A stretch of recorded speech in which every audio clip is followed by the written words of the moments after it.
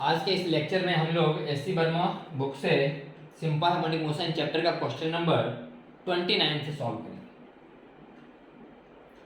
Question number 29, इसमें एक figure है।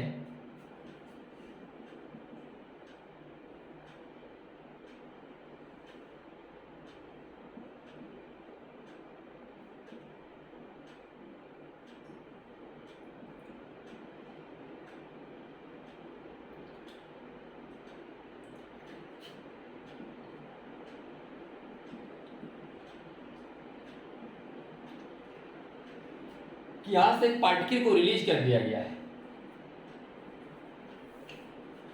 यहां से एक पार्टिकल को रिलीज कर दिया गया है। पार्टिकल यहां जाएगा, हाई स्पीड पकड़ लेगा, वेलोसिटी के कारण फिर इधर चढ़ेगा, फिर कभी रुकेगा, फिर यहां गिरते गिरते फिर हाई स्पीड पकड़ लेगा, फिर इधर चढ़ेगा, फिर कहीं रुकेगा, लेकिन वास्तव में यहीं रुकेगा। कंजर्वेशन ऑफ एनर्जी को फॉलो तो करेगा, कहीं घर्षण थोड़े ही है, फ्रिक्शन नहीं है इसमें।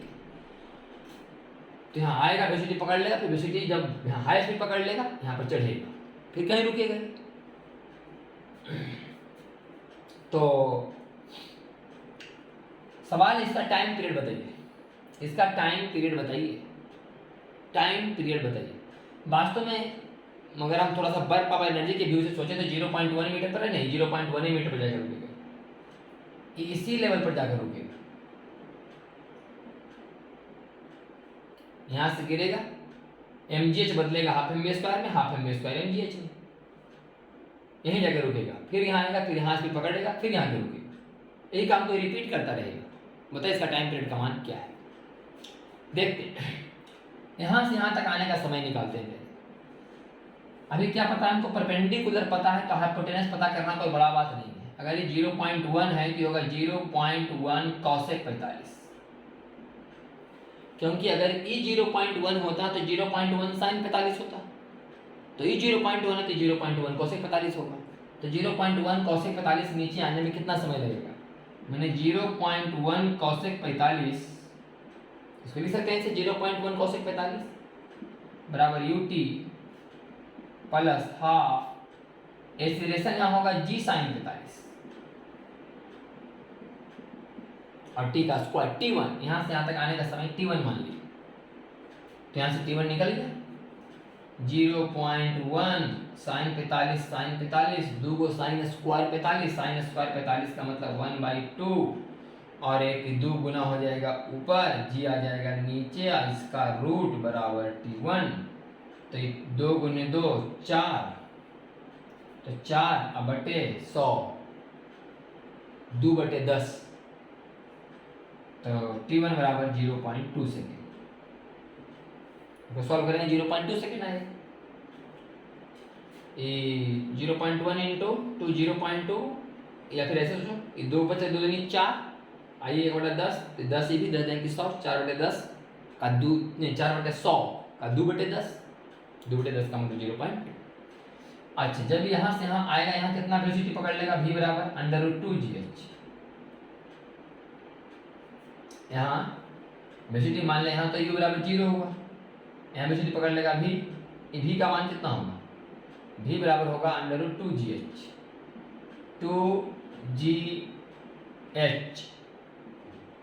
बराबर √2, √2 का स्पीड यहाँ पकड़ लिया। अभी कितना समय के बाद रुकेगा, समय निकालना है। ऊंचाई पूछता तो मुझे नहीं बताते कि 10 सेंटीमीटर पर जाकर रुक जाएगा कंजर्वेशन ऑफ एनर्जी से। समय कितना समय के बाद रुकेगा, तो देखते हैं कि v मतलब 0, फाइनल वेलोसिटी 0 बराबर u माइनस u होगा v, यहाँ होगा भाई v का मान 0 है, u बराबर v बराबर u माइनस gt, मैंने a का मान g cos g साइन 60, यहाँ पर तुरंत होगा g साइन 60, जो ऊपर चढ़ेगा तो इधर तुरंत कितना होगा g साइन 60, T2 मान लो, तो T2 बराबर 2√2 बटा √3g, 2√2 बाई √3g बराबर 2/√3, जी का मान 5, 2 × 5 = 10, जी का मान 10 देके काट दिए, तो 1.414 बटे 1.732 गुने 5, इसको सॉल्व किया जाएगा तो लगभग लगभग 0.16 के आसपास आएगा, 0.16। तो इधर समय लगा 0.2, इधर समय लगा 0.16, कुल समय कितना लगा 0.36। लेकिन ये हुआ सिर्फ जाने का और फिर आने का 0.36, तो आंसर बराबर 0.72 सेकेंड। 0.73 के आसपास आ रहा है आंसर। जी का मान 9.8 लीजिएगा, थोड़ा सही से गुनावा करिएगा, एक्यूरेट आंसर तक पहुंचा देगा। आगे देखते हैं क्वेश्चन नंबर 30।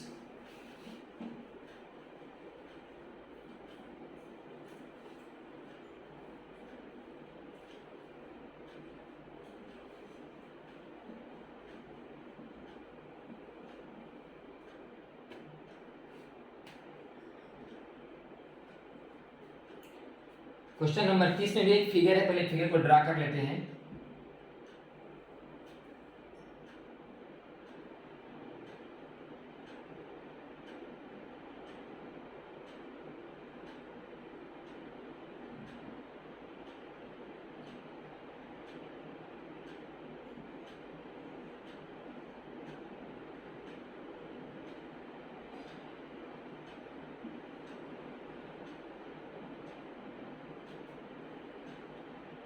ये स्प्रिंग अभी नेचुरल लेंथ में है, कहीं फ्रिक्शन का चर्चा नहीं है, कहीं कोई फ्रिक्शन काम नहीं कर रहा, कहीं कोई फ्रिक्शन काम नहीं। एक कार है, कार का मास m है, इस पर एक रॉड या कुछ गड़ा हुआ होगा, इस पर एक स्प्रिंग लगा हुआ है, इसमें m मास का ब्लॉक बंधा हुआ है।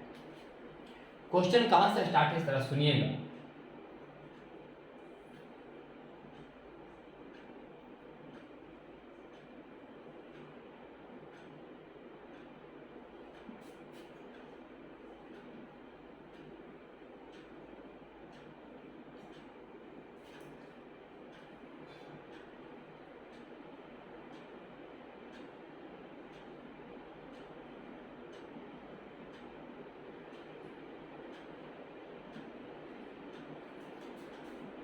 जिसमें क्वेश्चन स्टार्ट हो रहा है सोल्व करना, उसमें एक्स नॉट खींचा हुआ है पहले ही से,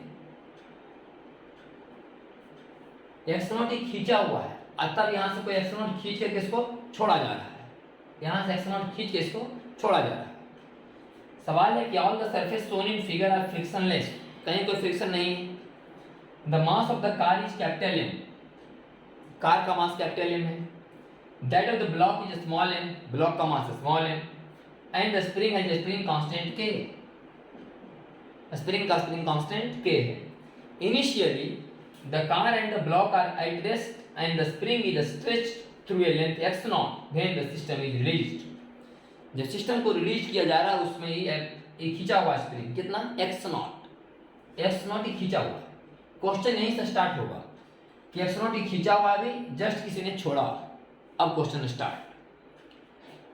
बात यहाँ समझिए, अगर ये कार नहीं होता, कार के बदले कोई ग्राउंड होता, फिक्स ग्राउंड होता है, फिक्स कार एकदम फिक्स होता, कार एकदम फिक्स है, हिलेगा नहीं, घर्षण यहाँ बहुत जबरदस्त, हिलेगा नहीं, तब क्या होता?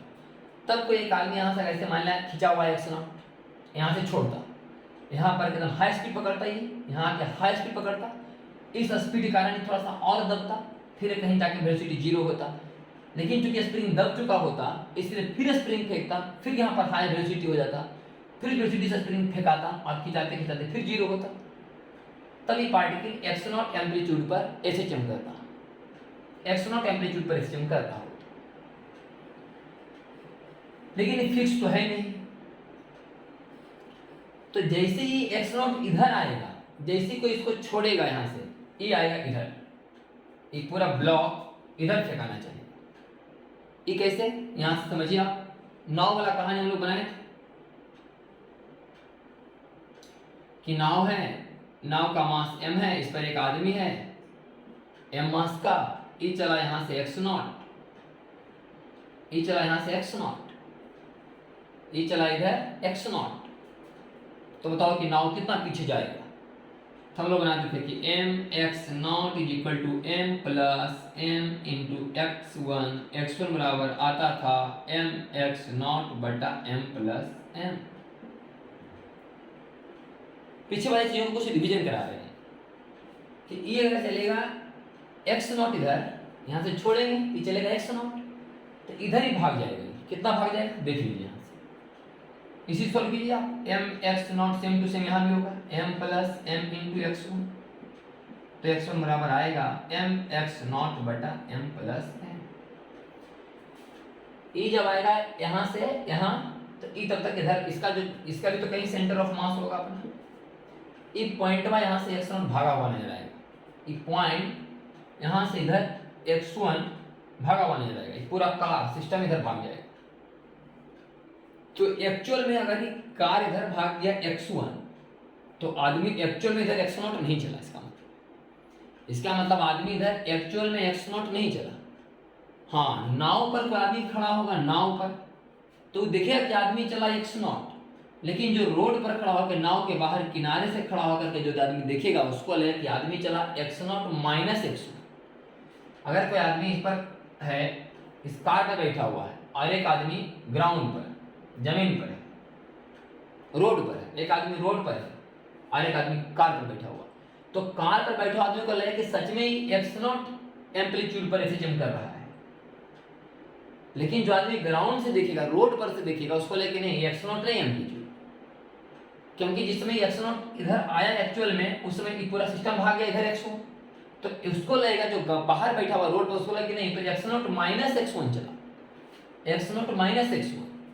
आप वास्तव में चले x0, यहाँ रियल में चले x0, लेकिन जिस पर आप चल रहे हैं वही भाग गया पीछे x1, तो आप एक्चुअल में कितना भागे, जो आदमी रोड पर देख रहा है आपको रोड पर से, उसके लिए कितना भागे x0 माइनस x1। तो इसका एम्पलीट्यूड नजर आएगा x0 माइनस x1। एम्पलीट्यूड किसको बोलते हैं? मेन पोजीशन से इधर उधर जाना। तो मेन पोजीशन से x0 इधर है, यहाँ से छोड़ेंगे, यहाँ पर वेलोसिटी हाई हो जाएगा, मेन पोजीशन में वेलोसिटी हाई होता है, फिर वेलोसिटी कहीं जीरो होगा, x0 इधर दबेगा, फिर फेंकाएगा, फिर यहाँ वेलोसिटी आएगा, फिर इधर वेलोसिटी कारण इधर फेंका जाएगा। x0 पर सब काम हो रहा है, लेकिन x0 तब नजर आएगा जब कार पर बैठ के देखेंगे। रोड पर से देखेंगे बैठ करके तो नजर आएगा x0 माइनस x1। इसका मतलब एम्पलीट्यूड ऑफ स्मॉल m बराबर x0 minus x1 from road. Road से देखेंगे तो x0 माइनस mx0 बटा m plus m is equal to mx0 बटा m प्लस m। और ये हो गया एम्पलीट्यूड ऑफ कार, ये हो गया आपका एम्पलीट्यूड ऑफ कार mx0 बटा m प्लस m। और ये दोनों का जो टाइम पीरियड सेम होगा, देखो कैसे, लेकिन फेज 180 डिग्री पर होगा। जिस समय ई अपने मैक्सिमा पर है, या समझिए यहाँ जब ई अपने आएगा जीरो पर, जब ई आएगा अपने जीरो पर, तो ई इधर गेला हुआ कितना ही x1, मतलब ई अपने जीरो पर है तो यहाँ से चला गया इधर कितना ही x1, फेज में 90 डिग्री का अंतर है। ई जिस समय अपने जीरो पर आएगा मेन पोजीशन पर, उस समय इधर जाएगा इधर x1। जिस समय यहाँ आएगा अपने मेन पोजीशन पर, यहाँ आएगा मेन पोजीशन पर, इधर जाएगा ये x1। और यहाँ से यहाँ आने के दौरान स्पीड क्या होगा, बढ़ेगा। हाँ, फेज है 180 डिग्री, समझिए। ई जब आएगा अपने मेन पोजीशन पर, तो ई भी जाएगा x1 इधर, इसका ये वेलोसिटी, यहाँ पर वेलोसिटी आती है हाई हो जाएगा, इसका वेलोसिटी हाई हो रहा होगा, तेज हो रहा होगा। जब यहाँ के बाद स्प्रिंग दबना शुरू होगा, इसका वेलोसिटी यहाँ से घटेगा, तो फिर इसका वेलोसिटी धीरे धीरे घटेगा। माने ई यहाँ से आएगा जीरो पर मेन पोजीशन पर, तो ये भी जाएगा अपने मेन पोजीशन पर। जब इधर आएगा x0, इधर और जाएगा x1, मतलब एम्पलीट्यूड इसका होगा x1, इसका होगा x0 माइनस x1। अगर हम कार पर से देखें तो x0 बोल सकते हैं, कार पर से देखेंगे बैठ के, तो वो तो रोड पर से बैठ के जो देख रहा है उसको ऐसा लग रहा है। लेकिन कोई आदमी अगर कार पर बैठ के देखे चीज को, तो उसको x0 का एम्पलीट्यूड नजर आएगा। लेकिन आंसर पूछ रहा था रोड पर से बैठ के देखे वो आदमी को, अरे तो ई जब यहाँ से आएगा मेन पोजीशन पर, तो ई चला यहाँ x, जिसे और हम लोग पढ़ते सेंटर मास में कि mx1 बराबर mx2 ऐसे, इसका स्पीड अगर 10 है, इसका स्पीड कुछ ज़्यादा होगा, इसका स्पीड 20 है, इसका भी कुछ ज़्यादा होगा, इसका स्पीड 2 है, इसका स्पीड उसी हिसाब से होगा। तो इसका स्पीड जब यहाँ वेलोसिटी मैक्सिमम होगा तो ये भी अपने वेलोसिटी मैक्सिमम पर होगा, ये भी अपने मैक्सिमम वेलोसिटी पर होगा, यानी अपने मेन पोजीशन पर x1 चलने के बाद मेन पोजीशन पर पहुंचेगा, फिर इधर x0 दबेगा, इधर और x1 जाएगा, तो फेज इसका होगा 180 डिग्री पर, ये अपने इधर मैक्सिमम पर रहेगा, ये अपने इधर मैक्सिमम पर रहेगा, फिर दोनों ऐसे आएंगे, फिर ऐसे होंगे। अभी ये इधर किनारे है, आई इधर किनारे है, ये आएगा अपने मेन पोजीशन पर, ये भी आएगा अपने मेन पोजीशन पर, इधर धीरे धीरे चाप घटते घटते इधर जाएगा, ये भी घटते घटते यहाँ x1 तक जाएगा। चूंकि स्प्रिंग फिर दब चुका होगा तो फेंकाएगा इधर, जब दबा फेंकाएगा, जब फेंकाएगा इधर तो खिंचाएगा फिर इधर, तो टाइम पीरियड दोनों का साथ साथ चलेगा। तो बताओ कि टाइम पीरियड का मान क्या है। अब इस क्वेश्चन को सॉल्व करने के टाइम पीरियड का मान क्या है जरा ध्यान से देखिएगा। हम इसको यहां से हटाते हैं,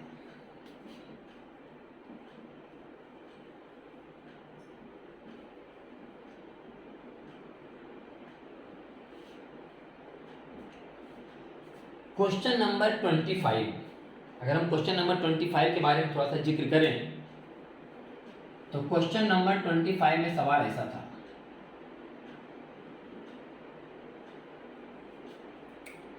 और दोनों तरफ x खींचा गया था ऐसे, और बोला गया था कि इसको खींच के छोड़ दो, बताओ टाइम पीरियड का मान क्या है। अब क्या किए थे, कंजर्वेशन ऑफ एनर्जी लगा करके हाफ के 2x का स्क्वायर, और बताए थे कि दोनों तरफ x बराबर क्यों खींचा रहा है, क्योंकि दोनों तरफ मास बराबर है, दोनों तरफ मास बराबर है तो बराबर फैलेगा, mx1 बराबर mx2, तो मास तो बराबर तो x1 भी बराबर होंगे, तो हाफ के 2x का स्क्वायर, और लिखे थे हाफ इसका mv स्क्वायर और उसका भी half mv square equal to constant.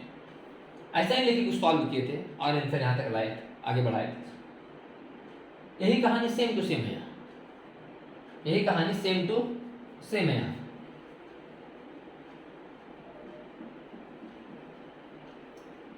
सिर्फ अंतर इस बात का है कि दोनों तरफ मास सेम नहीं, इस बार em फिक्स है और ये वास्तव में ई छोड़ किसमें फिक्स है, m में ही तो फिक्स है।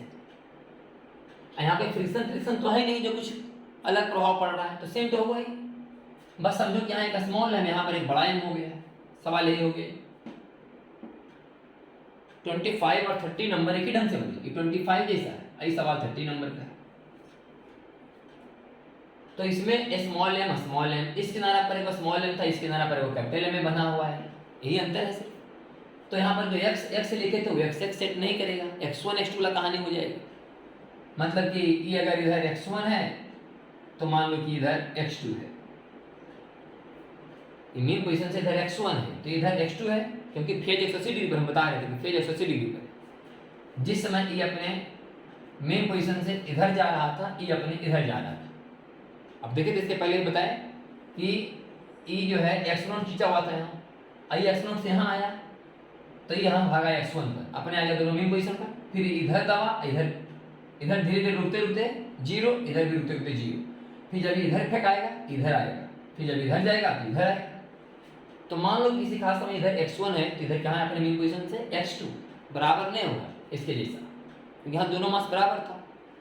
और ई x1 x2 में एक रिलेशन भी होगा आपका कि mx1 बराबर mx2, mx1 बराबर mx2, mx1 बराबर mx2, ऐसा भी होगा।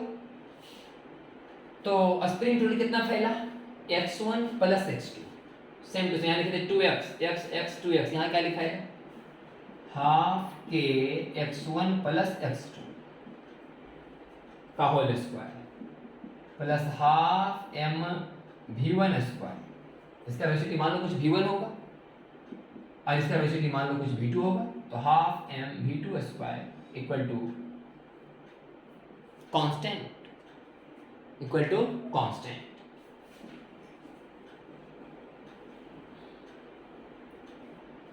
समीकरण सेम टू सेम इसी ढंग के लिखे कि मेन पोजीशन से कोई पार्टिकल अपना थोड़ा सा x डिस्टेंस इधर है, उसमें एनर्जी लिख दो इक्वल टू कांस्टेंट। कर रहे हैं डिफरेंशिएशन, हाफ के 2x1 प्लस x2 और x1 का v1 और x2 का v2 plus half M two V1A1 plus half M two V2A2 बराबर 0। 2 2 2 2 2 2। तो k x1 प्लस x2 और ये V1 प्लस, इसको अगर लिख सकते हैं कि m V1 बराबर m V2, तो V2 बराबर लिख सकते हैं कि m V1 by m plus m V1A1 और प्लस m V2 बराबर m V1 by m IA2 बराबर 0। m से m V1 V1 I V1 common, तो k into x1 plus x2 यहाँ से m plus m by m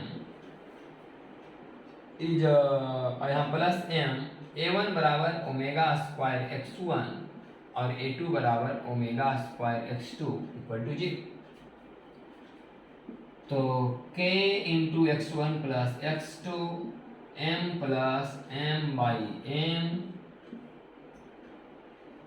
और यहाँ m से डिवाइड कर देते हैं, यहाँ भी m से डिवाइड कर देते हैं और यहाँ भी m से डिवाइड कर देते हैं,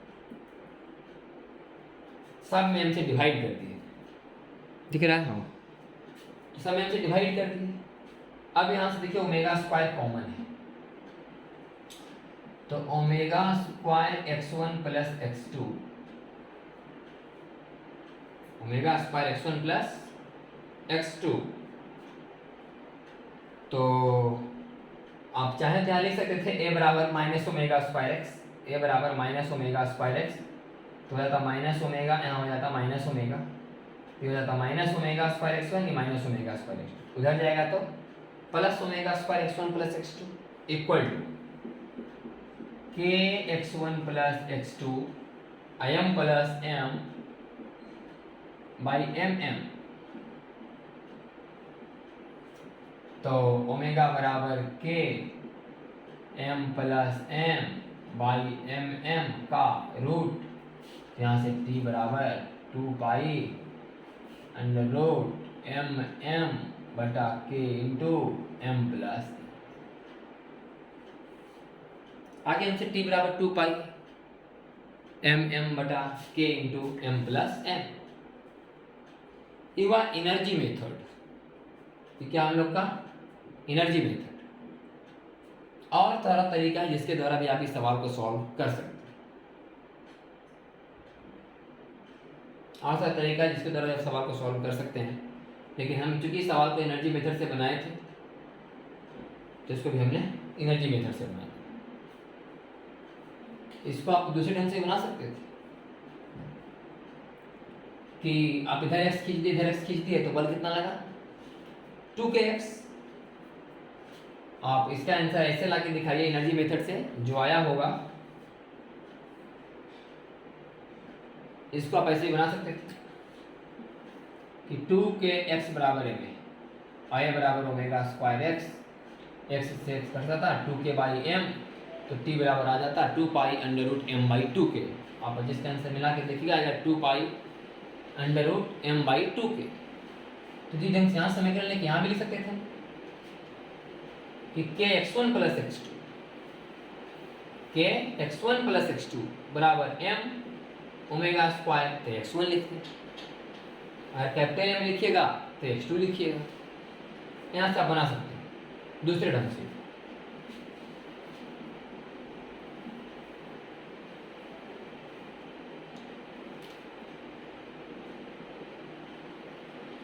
स्प्रिंग चूंकि फैला हुआ x1 m1 के कारण, x2 फैला हुआ m2 के कारण, तो k x1 प्लस x2 बराबर, अगर स्मॉल m के बारे में बात करें तो लिखना पड़ेगा m ओमेगा स्क्वायर x1, या इसको आप कैपिटल M के सहारे सॉल्व करना चाहते हैं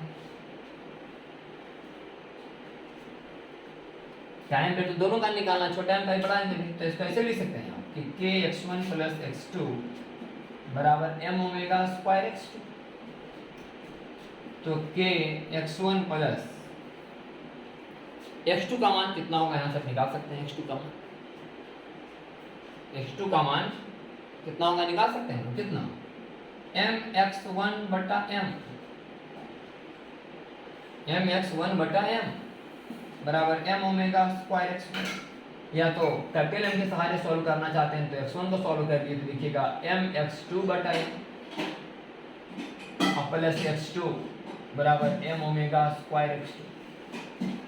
अब x1 यहाँ से कॉमन, या इसमें बोलो तो x2 कॉमन, यहाँ से हो जाएगा k m plus m by m m बराबर ओमेगा स्क्वायर, या यहाँ से बोलो तो m plus m by m m बराबर ओमेगा स्क्वायर। इससे निकालो टाइम पीरियड, वही टाइम पीरियड, इससे निकालो टाइम पीरियड, वही टाइम पीरियड। ये निकला कैपिटल M का, निकला स्मॉल m का, दोनों का टाइम पीरियड का मान समान आएगा। इसे यहाँ सॉल्व कर सकते हैं कि इसके बारे में निकालो चाहे इसके बारे में निकालो, समीकरण नहीं लिखाएगा 2kx।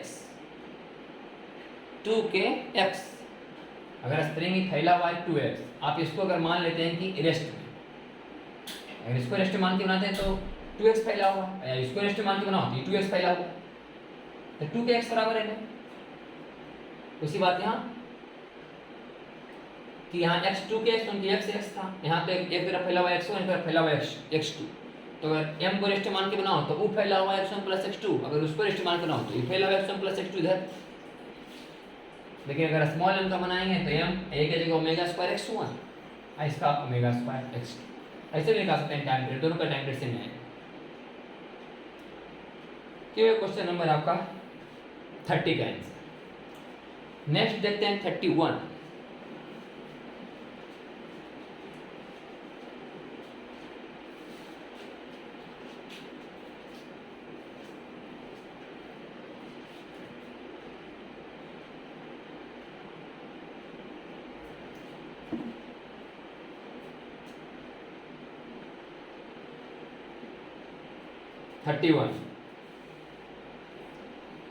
इसमें एक फिगर है,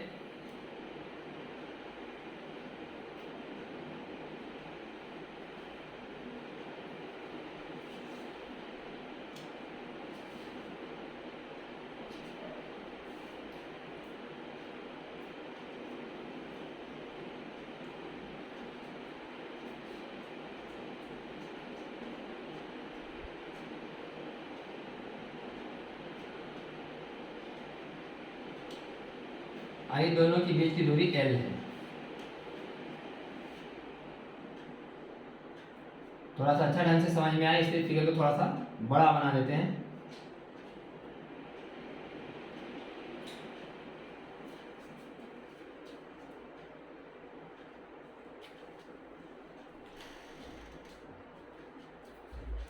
थोड़ा सा फिगर को बड़ा बना देते हैं ताकि समझ में अच्छा आए।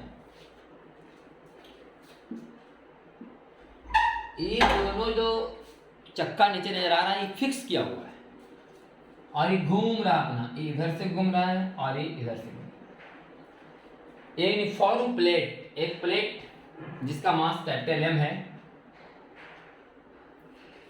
उसके सेंटर ऑफ मास पर उसका मास होगा, स्टे हॉरिजेंटली, बस हॉरिजेंटली रखा हुआ है, and symmetrically on two wheels, symmetrically रखा हुआ है बीचों बीच, जैसा डिजाइनिंग इधर है वैसा ही शेप इधर है, सिमेट्रिकली सेंटर से इधर जैसा है ऐसा ही सिमेट्रिकली बीचों बीच रखा हुआ है। ऑन टू व्हील्स, दो चक्का पर रखा है, दोनों व्हील पर रखा हुआ है, व्हील फिक्स है, ये कोई गाड़ी उड़ी नहीं जिसमें चक्का लगा गाड़ी चल रहा है, नहीं, ये दोनों चक्का फिक्स है, अपना घूम रहा है इधर, ये घूम रहा है इधर, ऐसे घूम रहा है ऐसे, रोटेटिंग इन अपोजिट डायरेक्शन, इधर घूम रहा है इधर घूम रहा है। The separation between the wheel is L. The friction coefficient between the wheel and the plate is mu. यहाँ पर घर्षण काम कर रहा है mu, यहाँ भी घर्षण काम कर रहा है mu.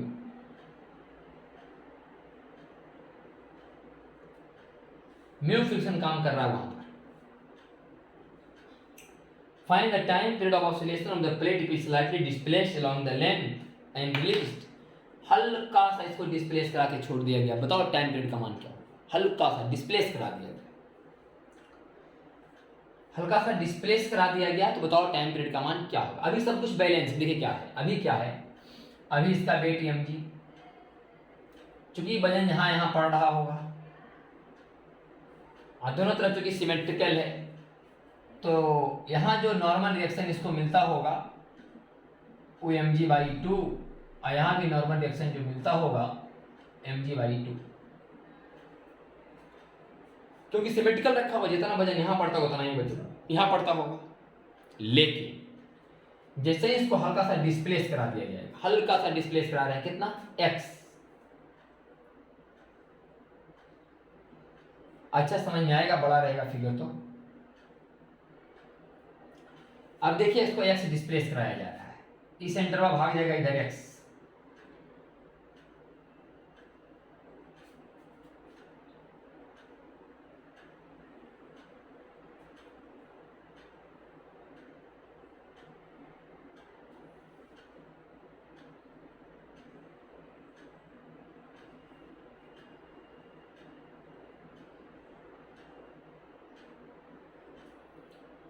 एक किनारा इधर भाग गया होगा x,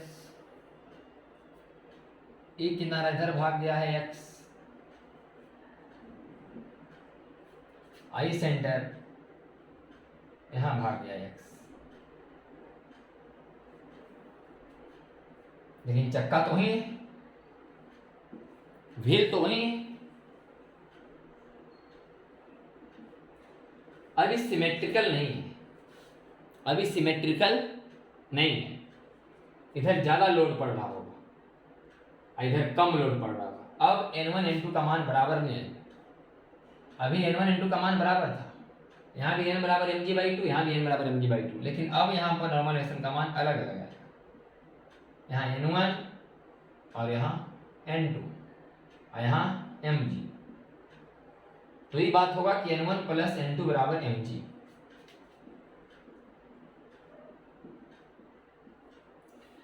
अब लेकिन ऐसे तो फिगर देखने में ऐसा लग रहा है बेढंग का, कि लगता है ये पट्टी गिर जाएगा, ये ऐसे उठ जाएगा। इसलिए सवाल में बताया गया है कि ऐसा नहीं कि ऐसे उठ जाए, इसलिए इस फिगर में हम बड़ा लंबा जान के दिखाए ताकि समझ में अच्छा है। एक्स दिखाए थोड़ा सा, अब एक्स यहाँ डिस्प्लेस कराते हैं, थोड़ा सा रहता है, एक्स बढ़ाते हैं, पता चला कि चक्का की पट्टी गिर गया, तो समझने में अच्छा नहीं लगता। लेकिन वास्तव में एक्स तो बहुत छोटा ही होता है, इसे थोड़ा सा बड़ा दिखाए थे फिगर, ताकि एक्स डिस्प्लेस भी कराएं तो चक्का पर रखा हुआ प्लेट नजर आना चाहिए। अब थोड़ा सा यहाँ रहता, एक्स डिस्प्लेस क्या कराते, चक्का की पट्टी में गिर जाता, तो समझने में उतना अच्छा मजा नहीं आता। अब आपको दिखता है कि हाँ एक्स हुआ, तो वास्तव में ऐसा भी नहीं कि पट्टी इतना ज्यादा है कि पट्टी ऐसे गिर जाए, ऐसे उठ जाए, टॉर्क लग जाए, ऐसे नहीं। सवाल में बताया गया ये बात कि find the time period of oscillation of the plate with slightly displaced along the length and release. हाँ ऐसा नहीं कि उठ जाए, जब ऐसे गिर जाएगा तो फिर टाइम पीरियड होगा। इसका मतलब ये बात तो पक्का है कि गिरना नहीं चाहिए भाई, गिरना नहीं चाहिए, मतलब ये टर्न नहीं मार दे। तो टर्न नहीं मार दे, इसके लिए मान लो यहाँ पर पॉइंट ए है, यहाँ पर पॉइंट बी है या सी है, यहाँ पर पॉइंट बी है, तो किसी बिंदु के अबाउट टॉर्क जीरो कर लो अप्रैथ रोटेशनल मोशन में। अगर ये सिस्टम अस्थिर है, नहीं टर्न मारा है, तो किसी बिंदु के अबाउट क्या कर लो, जीरो कर लो टॉर्क। मतलब कि अगर हम इसके अबाउट टॉर्क जीरो करना चाहें, इसके अबाउट या इसके अबाउट या इसके अबाउट, किसी के अबाउट जीरो करो, कोई टेंशन नहीं। तो इसके अबाउट अगर जीरो करना चाहें, इस बिंदु के अबाउट टॉर्क लिखेंगे, तो इसका तो नहीं लिखा है क्योंकि तो टॉर्क यहीं से पास करेगा। तो EMG क्या चाह रहा है कि ऐसे टॉर्क दें,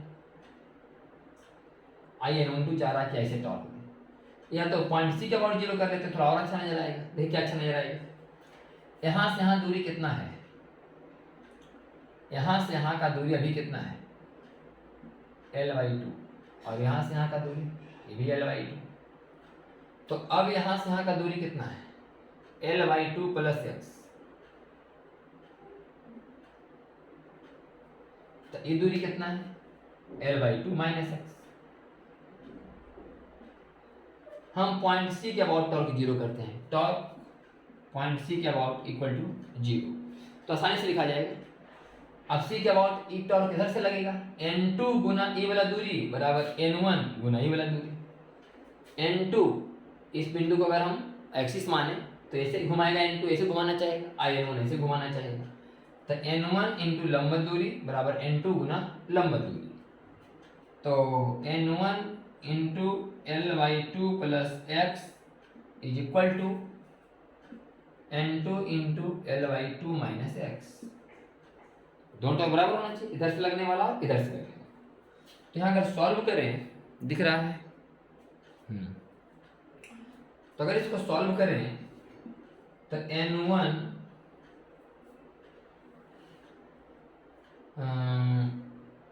बराबर n2 इतना, तो हम यहाँ से चाहें तो मान निकाल सकते हैं n1 और n2 का। दो समीकरण हो ही गया, एक समीकरण ही और एक समीकरण ही।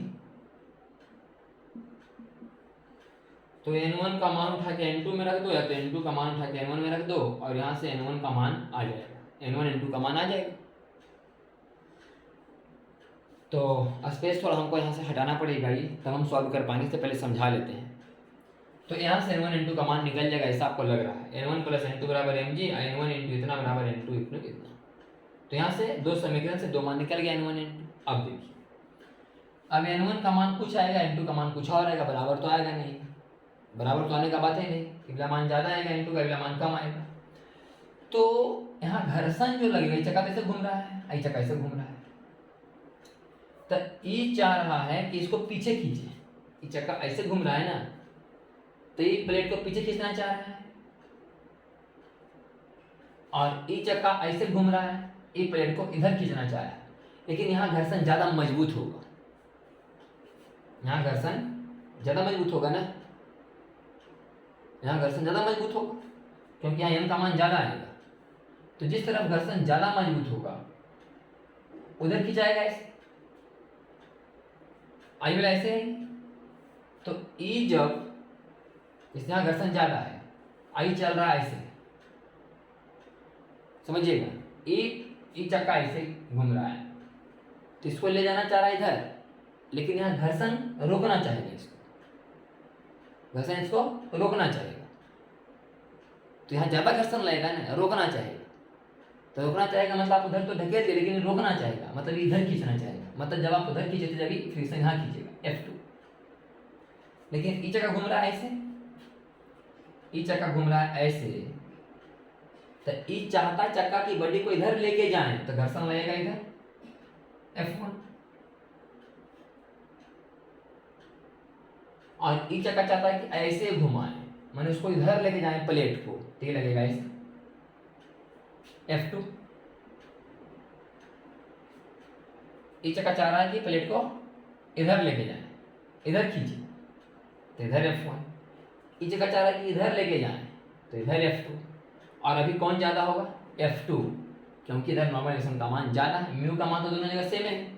इसका मतलब F2 ज़्यादा है, F1 कम, मतलब ये इधर फोर्स मारेगा नेट कितना, F2 माइनस F1।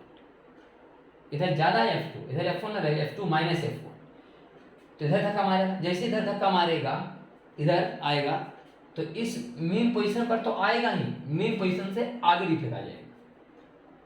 जब मेन पोजीशन से आगे फेंका जाएगा अभी, तो जो सिचुएशन अभी इधर है, वो सिचुएशन अभी इधर हो जाएगा। तो अभी ई वाला नॉर्मल रिएक्शन का मान बढ़ जाएगा, और ई वाला नॉर्मल रिएक्शन का मान कम जाएगा। तब F1 ज़्यादा होगा और F2 कम, तो फिर इधर से अभी फेंका जाएगा उधर। जब उधर अभी फेंकाएगा, उधर फोर्स लगेगा इस पर, तो मेन पोजीशन के बाद चूंकि वेलोसिटी गेन कर चुका लेगा, तो और उधर फेंकाएगा। यही प्रक्रिया बार बार चलेगा, और हम बोले कि सिंपल हार्मोनिक मोशन हो रहा है। अभी कौन ज़्यादा है, F2, क्योंकि हम इधर से खींच ही रहे हैं ना, तो F2 ज़्यादा है। तो F2 ज़्यादा है, F1 कम, तो इधर धक्का मारेगा। जैसे इधर फोर्स लगा चुकी, तो मेन पोजीशन पर तो आएगा ही, और मेन पोजीशन से थोड़ा सा इधर भी फेंका जाएगा। जैसे इधर आएगा, अब इधर N1 का मान ज़्यादा हो जाएगा, तब F1 ज़्यादा होगा, तब इधर फेंकेगा। इस तरह से हार्मोनिक मोशन होगा। तो इस समय क्या निकालें, तो नेट फोर्स कितना होगा यहाँ, F2 minus F1। F2 minus F1 बराबर मास इंटू एक्सीलरेशन करेंगे, और हम लोग टाइम पीरियड का मान निकाल लेंगे। तो मेन मुद्दा क्या रहा, F2 माइनस F1 बराबर m, F2 माइनस F1 बराबर m, दिखाई दे रहा है ना, F2 माइनस F1 बराबर m है। अब इसी को सॉल्व करते हैं।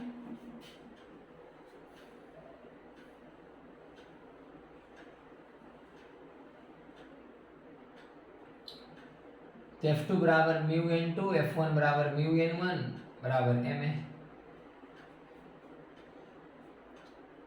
तो n1 n2 का मान तो निकालना पड़ेगा यहाँ से। तो यहाँ से देखते हैं, n1 into L plus 2x by 2 बराबर n2 into L minus 2x by 2 से 2 कैंसिल। तो n1 बराबर n2 into L minus 2x बटा एल प्लस 2x। ये मान आ गया n1 बराबर। तो n1 का मान यहाँ पुट कर देते हैं, n1 का मान यहाँ पुट कर देते हैं कि n2 into L minus 2x बटा एल प्लस 2x, ये हो गया n1 के बदले या प्लस n2, मैंने n2 कॉमन तो प्लस 1 बराबर mg। तो यहाँ से आ जाएगा n2 LCM l plus 2x, यहाँ l minus 2x plus l plus 2x बराबर mg। तो 2x कैंसिल, तो n2 बराबर कितना आएगा mg mu common n2 minus n1 बराबर ma, या म्यू कॉमन n2 का मान आएगा mg into L plus 2x बटा 2l, ये हो गया n2, ये गया हमारा n2 माइनस n1। तो n1 बराबर तो लिखा हुआ है n2 यही है, n1 बराबर n2, या इसको ऐसे ही लिखो अभी कि n2 बराबर n1, n2 का मान तो निकाल चुके हैं, तो n2 बराबर लिख लेते हैं कि n1, चूंकि हम मान निकाल चुके हैं किसका, n2 का, यहाँ से n2 निकल जाएगा तो n2 रहने दो, n1 का मान यहाँ से लिखो कि n2 into L minus 2x बटा एल प्लस 2x बराबर ma, और n2 का मान यहाँ से पुट कर देते हैं। तो म्यू और n2 कॉमन दोनों से, n2 का कॉमन का मतलब mg into L plus 2x by 2l, ये हो गया n2 कॉमन, तो बचेगा 1 माइनस एल माइनस 2x बटा एल प्लस 2x बराबर ma।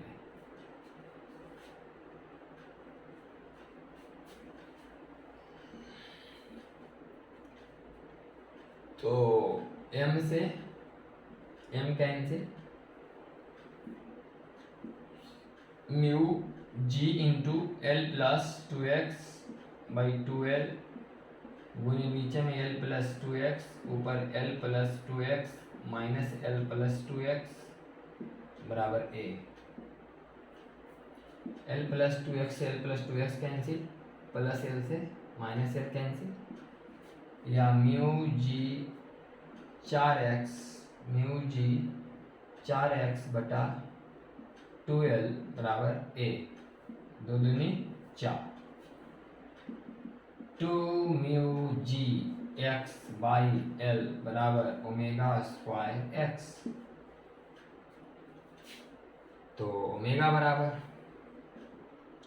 2 mu ji by l का रूट, तो t बराबर 2 pi under root l by 2 mu G, 2 pi under root l by 2 mu G, ये होगा हमारा आंसर। ये हो गया क्वेश्चन नंबर आपका 31।